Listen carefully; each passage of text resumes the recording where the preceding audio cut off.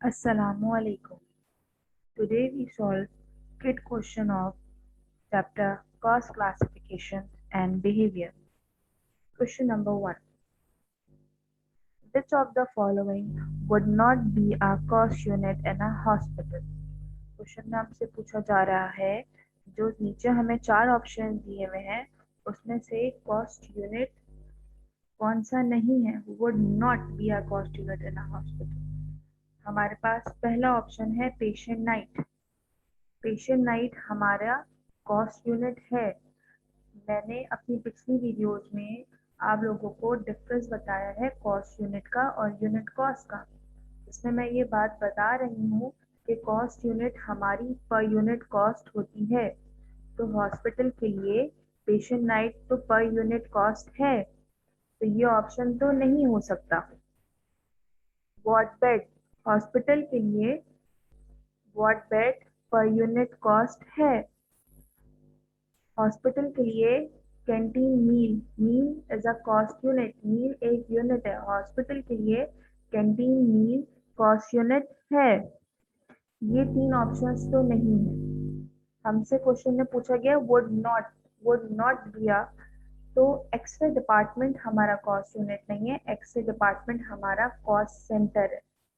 Correct option is C, x-ray department is not a cost unit.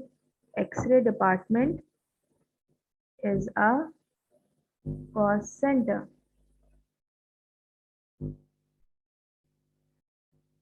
Question number 2. Which of the following is the best description of a direct cost? Direct cost हमारी वो cost होती है which is directly traceable by a one particular unit. Options हम देख लेते हैं। A cost which is directly shared by one or more department, one or more cost center. No, this is not the correct option. A cost that can be directly traced to a cost unit. A cost that is paid for in cash. ये भी हमारा सही option नहीं है। A cost that is incurred by a factory. No. The correct option is B. Because direct cost is the cost which can be traceable by a one particular unit. Question number 3. Which of the following is most likely to be treated as an indirect cost by a car manufacturer? Direct cost, indirect cost एक आसान सी चीज समझ लीजिए। Direct cost, direct cost होती है वो cost which is directly traceable by a one particular unit.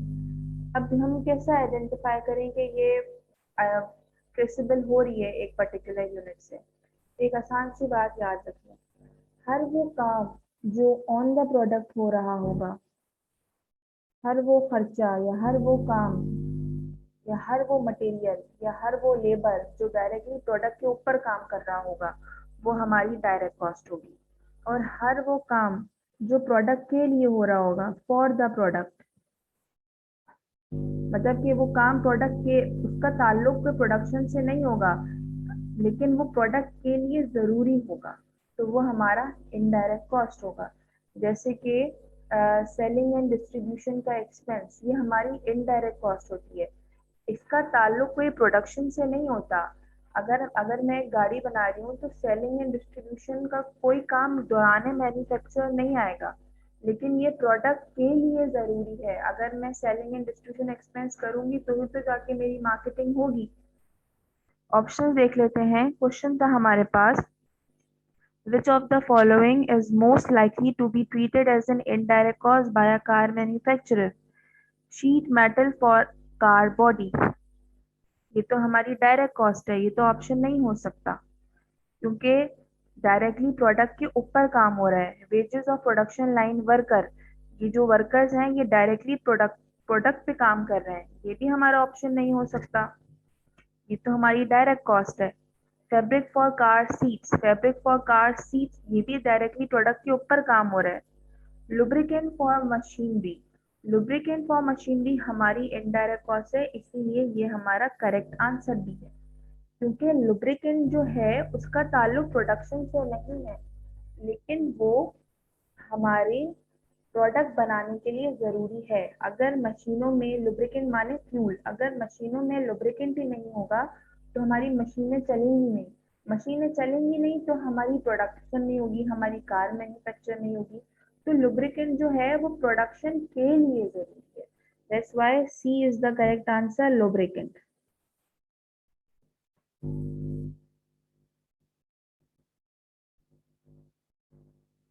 Question number 4,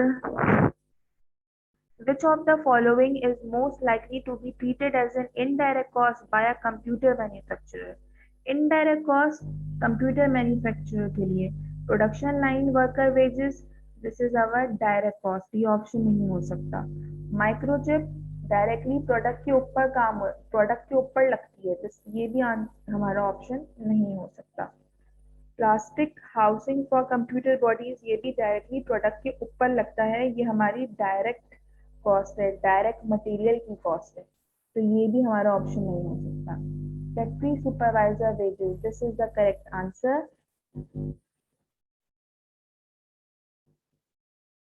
supervisors wages, मैंने जैसे अपने पिछले वाले क्वेश्चन में एक्सप्लेन किया है, हर वो चीज जो प्रोडक्ट के लिए हो वो आपकी इनडायरेक्ट कॉस्ट होती है। तो फैक्ट्री सुपरवाइजर जो हमारा फैक्ट्री का सुपरवाइजर है उसका कंप्यूटर मैन्युफैक्चर करने से कोई ताल्लुक नहीं है, लेकिन वो प्रॉपरली सुपरवाइज करेगा तो हमारी प्रोडक्ट, हमारी प्रॉपर प्रोडक्ट बनेगी। तो सुपरवाइजर का होना हमारी प्रोडक्ट के लिए जरूरी है, तो इसीलिए इसकी जो वेजेस हैं वो हमारी इनडायरेक्ट कॉस्ट में जाएंगी। D is the correct option. Question number 5, which of the following costs would be most likely to be illustrated by the diagram given below? हमें एक ग्राफ दिया हुआ है, वो हमसे पूछ रहा है कि जो ये ग्राफ है ये किस चीज को रिप्रेजेंट कर रहा है, टोटल मटेरियल कॉस्ट को नहीं। टोटल मटेरियल कॉस्ट का ग्राफ इस तरह से कुछ होता है, क्योंकि अगर मैं 10 यूनिट बना रही हूँ मेरी 100 कॉस्ट आ रही है, यहाँ पे लेवल ऑफ एक्टिविटी आ जाती है मेरी, और यहाँ पे टोटल कॉस्ट आ जाती है। अगर मैं 20 यूनिट बना रही हूँ तो मेरी कॉस्ट 200 आ रही है, अगर मैं 30 यूनिट बना रही हूँ तो मेरी कॉस्ट 300 आ रही है। तो यूनिट के बढ़ने से मेरी कॉस्ट बढ़ रही है, तो ये वाला तो ग्राफ ये नहीं है, डायरेक्ट मटेरियल कॉस्ट का ग्राफ तो ऐसा होता है, तो इस ऑप्शन को हम हटा देते हैं। फैक्ट्री रेंट है इसके अंदर एक, इस पे हम बात करते हैं आगे चल के। Total wages cost, total wages cost का ग्राफ भी ये नहीं है, क्यों नहीं है, इसी ग्राफ को देखते हैं। अगर एक लेबर, अगर लेबर अगर लेबर 10 यूनिट बना रहे हैं और वो 10 यूनिट बनाने के 100 डॉलर या 100 रुपए लेते हैं, अब 20 यूनिट बना रहे हैं, 20 बनाने के 200 डॉलर लेते हैं, 30 यूनिट बना रहे हैं, 30 यूनिट बनाने के 300 यूनिट लेते हैं। तो जैसे जैसे वो यूनिट बढ़ रहे हैं मेरी जो वेज है लेबर को देने की वो भी बढ़ रही है, तो ये भी इसका ग्राफ ऐसा नहीं है, तो ये भी हमारा ऑप्शन नहीं हो सकता। टेलीफोन एक्सपेंस, अगर मैं एक कॉल कर रही हूँ तो मेरा 100 रुपये बिल आ रहा है, अगर मैं 20 कॉलें कर रही हूँ फॉर सपोज मेरा 200 बिल आ रहा है, अगर मैं 30 कॉलें कर रही हूँ पर कॉल एक रुपए के हिसाब से तो मेरा 300 बिल आ रहा है। तो ये यूनिट इंक्रीज हो रहे हैं, लेवल ऑफ एक्टिविटी इंक्रीज हो रही है, तो ये मेरा जो है कॉस्ट भी इंक्रीज हो रही है, तो ये वाला ऑप्शन भी इसका नहीं हो सकता। Factory rent is the correct option. Factory rent correct option क्यों है, देखो इसका ग्राफ जो है वो कांस्टेंट है। फैक्ट्री में मैं चाहे 10 यूनिट बनाऊं, मैं चाहे 20 यूनिट बनाऊं, चाहे मैं 1000 यूनिट बनाऊं, चाहे मैं 10,000 यूनिट बनाऊं, अगर मेरा रेंट $20,000 है, तो 20,000 रुपीज है, तो मुझे इतने ही देने होंगे, चाहे मैं एक भी यूनिट नहीं बनाऊं मुझे तब भी महीने के आखिर में ये रेंट देना है, चाहे मैं 10,000 यूनिट बनाऊं, मुझे तब भी अपने टेनेंट को $20,000 ये पेमेंट करनी है रेंट की। उसका इस बात से कोई ताल्लुक नहीं होता कि आपने यूनिट बनाए हैं या नहीं बनाए। जैसे अभी लॉकडाउन की सिचुएशन थी तो बहुत सारी फैक्ट्रीज बंद थी, लेकिन रेंट फिर भी दिया गया, क्योंकि प्रोडक्शन तो नहीं हो रही थी लेकिन फिर भी रेंट तो दिया जा रहा था।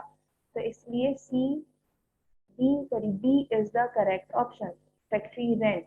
अगर कभी भी आपको कंफ्यूजन हो कि फिक्स कॉस्ट कौन सी है और ये वेरिएबल कॉस्ट कौन सी है, या आपका जो मटेरियल वेजेस और ये टेलीफोन एक्सपेंस है, ये आपका वेरिएबल कॉस्ट में आ जाता है। ठीक है, वेरिएबल कॉस्ट में ये ग्राफ आ जाता है आपका। और अगर कभी भी आपको ये मसला हो, डिफरेंस समझ में नहीं आ रहा हो कि ये फिक्स कॉस्ट है या ये वेरिएबल कॉस्ट है, सिंपली आप सोचिएगा कि अगर मैं आज ये काम करना बंद कर दूं तो क्या ये मेरी कॉस्ट आएगी। अगर आपके पास जवाब आए हाँ ये मेरी कॉस्ट आएगी, तो वो हमारा फिक्स फिक्स कॉस्ट होगी। उसका ग्राफ भी इस तरीके से ही बनेगा। फैक्ट्री रेंट में यही है, मेरी फैक्ट्री रेंट पे है, अगर आज मैं प्रोडक्शन बंद कर देती हूँ करना, तो महीने बाद मुझे अपना रेंट पे करना है। आई होप आपको ये क्वेश्चन क्लियर हुआ होगा।